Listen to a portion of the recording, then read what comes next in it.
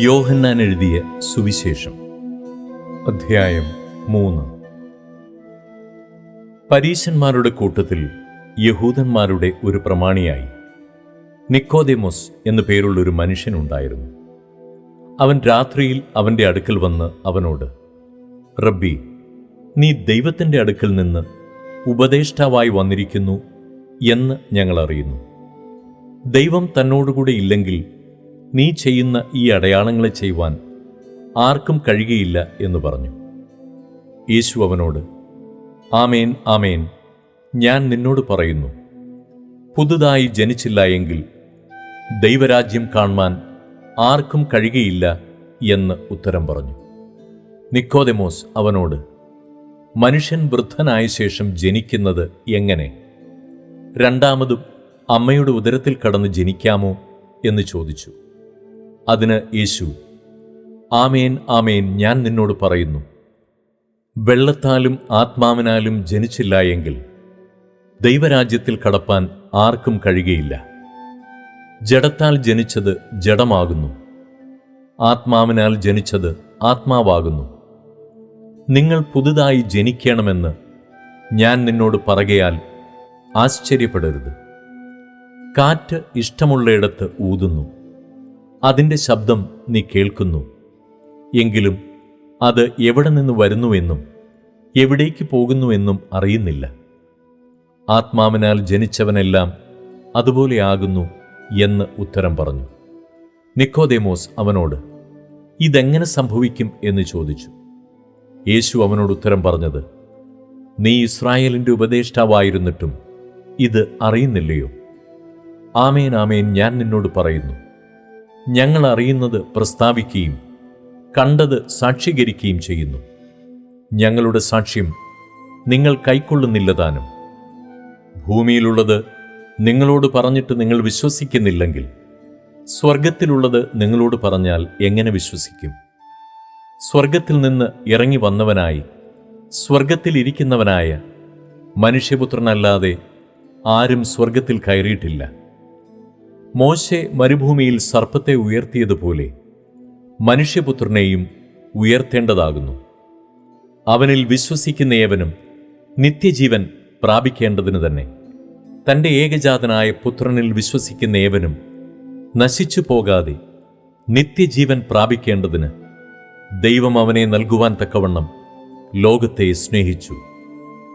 ദൈവം തൻ്റെ പുത്രനെ ലോകത്തിൽ അയച്ചത് ലോകത്തെ വിധിപ്പാനല്ല, ലോകം അവനാൽ രക്ഷിക്കപ്പെടുവാനത്രേ. അവനിൽ വിശ്വസിക്കുന്നവന് ന്യായവിധിയില്ല.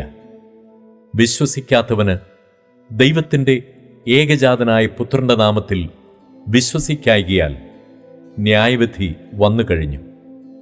ന്യായവിധി എന്നതോ വെളിച്ചം ലോകത്തിൽ വന്നിട്ടും മനുഷ്യരുടെ പ്രവൃത്തി ദോഷമുള്ളതാകിയാൽ അവർ വെളിച്ചത്തേക്കാൾ ഇരുളിനെ സ്നേഹിച്ചത് തന്നെ. തിന്മ പ്രവർത്തിക്കുന്നവനെല്ലാം വെളിച്ചത്തെ പകയ്ക്കുന്നു, തൻ്റെ പ്രവൃത്തിക്ക് ആക്ഷേപം വരാതിരിപ്പാൻ വെളിച്ചത്തെങ്കിലേക്ക് വരുന്നതുമില്ല. സത്യം പ്രവർത്തിക്കുന്നവനോ തൻ്റെ പ്രവൃത്തി ദൈവത്തിൽ ചെയ്തിരിക്കയാൽ അത് വെളിപ്പെടേണ്ടതിന് വെളിച്ചത്തെങ്കിലേക്ക് വരുന്നു.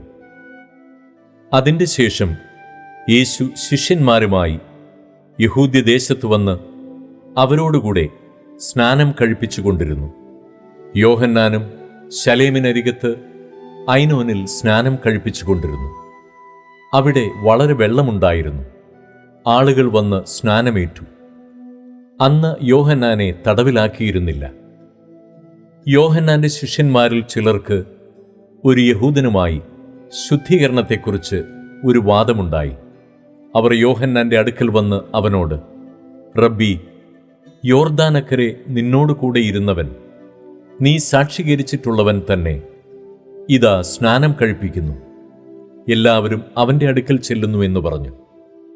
അതിന് യോഹന്നാൻ, സ്വർഗത്തിൽ നിന്ന് കൊടുത്തിട്ടല്ലാതെ മനുഷ്യന് ഒന്നും ലഭിപ്പാൻ കഴിയുകയില്ല. ഞാൻ ക്രിസ്തുവല്ല, അവനു മുമ്പായി അയക്കപ്പെട്ടവനത്രേ എന്ന് ഞാൻ പറഞ്ഞതിന് നിങ്ങൾ തന്നെ എനിക്ക് സാക്ഷികളാകുന്നു. മണവാട്ടിയുള്ളവൻ മണവാളനാകുന്നു. മണവാളന്റെ സ്നേഹിതനോ നിന്ന് മണവാളന്റെ സ്വരം കേട്ടിട്ട് അത്യന്തം സന്തോഷിക്കുന്നു. ഈ എൻ്റെ സന്തോഷം പൂർത്തിയായിരിക്കുന്നു. അവൻ വളരേണം, ഞാനോ കുറയണമെന്ന് ഉത്തരം പറഞ്ഞു. മേലിൽ നിന്ന് വരുന്നവൻ എല്ലാവർക്കും മീതെയുള്ളവൻ. ഭൂമിയിൽ നിന്നുള്ളവൻ ഭൗമികനാകുന്നു, ഭൗമികമായത് സംസാരിക്കുന്നു. സ്വർഗത്തിൽ നിന്ന് വരുന്നവൻ എല്ലാവർക്കും മീതെയുള്ളവനായി താൻ കാണുകയും കേൾക്കുകയും ചെയ്തത് സാക്ഷീകരിക്കുന്നു. അവൻ്റെ സാക്ഷ്യം ആരും കൈക്കൊള്ളുന്നില്ല. അവൻ്റെ സാക്ഷ്യം കൈക്കൊള്ളുന്നവൻ ദൈവം സത്യവാനെന്നുള്ളതിന് മുദ്രയിടുന്നു. ദൈവമയച്ചവൻ ദൈവത്തിൻ്റെ വചനം പ്രസ്താവിക്കുന്നു. അവൻ ആത്മാവിനെ അളവ് കൂടാതെയല്ലോ കൊടുക്കുന്നത്. പിതാവ് പുത്രനെ സ്നേഹിക്കുന്നു, സകലവും അവൻ്റെ കയ്യിൽ കൊടുത്തുമിരിക്കുന്നു. പുത്രനിൽ വിശ്വസിക്കുന്നവന് നിത്യജീവനുണ്ട്. പുത്രനെ അനുസരിക്കാത്തവനോ ജീവനെ കാണുകയില്ല. ദൈവക്രോധം അവൻ്റെ മേൽ വസിക്കുന്നതേയുള്ളൂ.